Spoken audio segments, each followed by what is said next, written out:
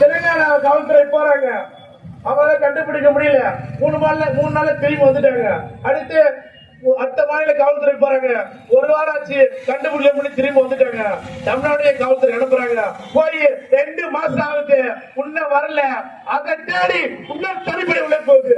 எங்க நம்ம காவல்துறை காணாம அது தேடி போறாங்க. அந்த காவல்துறை என்ன பண்ணிக்கிறாங்கன்னா, ஒரு நாயை பிடிச்சி அடிச்சு கட்டி வச்சு புலின்னு ஒத்துக்கிறியா அடிச்சு அந்த நாயை புலின்னு ஒத்துக்கிறாங்க, ட்ரீட்மெண்ட் பண்ணிக்கிறாங்க.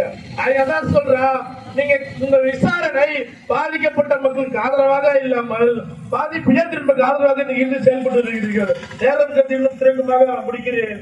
முன்னாடி சொல்றாங்க, அண்ணன் ராமசாமி அவர்கள் சொல்கிறார், இந்தியாவில் பல்வேறு மாடல்கள் இருக்கிறது. குறிப்பா வர்க்கத்திற்கென்று ஒரு மாடல் கம்யூனிஸ்ட் மாடல், இந்துக்களுக்கென்று ஒரு மாடல், அதுதான் பாரதிய ஜனதா மாடல். சோசியல் முதலாளித்திற்கென்று ஒரு மாடல், அதுதான் காங்கிரஸ் மாடல். ஆனால் ஒடுக்கப்பட்ட விளிம்புநில மக்களுக்கென்று ஒரு மாடல் இருக்கிறது என்றால் அதுதான் நம்முடைய பகுஜன் சேவை மாடல் என்பதை நாம் எல்லாத்தையும் சொல்லிக் கொண்டிருக்கிறோம்.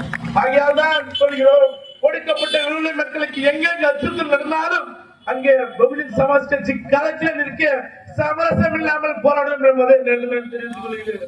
நீங்கள் எங்கள் மீதான தொடுக்கப்படும் ஒவ்வொரு தாக்குதல்களும் எங்களை அரசியல்படுத்தும், ஆவேசப்படுத்தும் தவிர ஒருபோதும் அச்சப்படுத்தாது என்பதை இந்த நேரத்தில் எச்சரிக்கையாக சொல்லிக் கொள்ள கடமைப்பட்டிருக்கிறீர்கள்.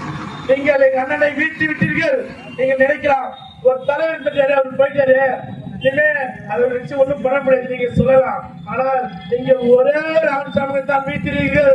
நாங்கள் இங்கே 1,000 மாம்சங்கள் உருவாக்கி கொண்டிருக்கிறோம். உங்களால் யாராலும் ஒன்றும் பண்ண முடியாது. நாங்கள் இருக்கும் வரை தமிழகத்தில் ஒடுக்கப்பட்ட நிபுணர்களுக்கு ஆதரவாக தொடர்ந்து குரல் கொடுத்து கொண்டேதான் இருப்போம்.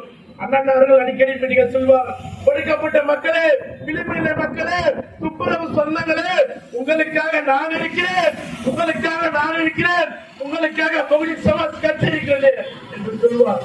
அதன் அடிப்படையே இந்த பாதிக்கப்பட்ட ஒடுக்கப்பட்ட விளிம்புநிலை மக்களுக்கு ஆதரவாக நாம் இங்கே களத்தில் நின்று கொண்டு போராடி கொண்டிருக்கிறோம்.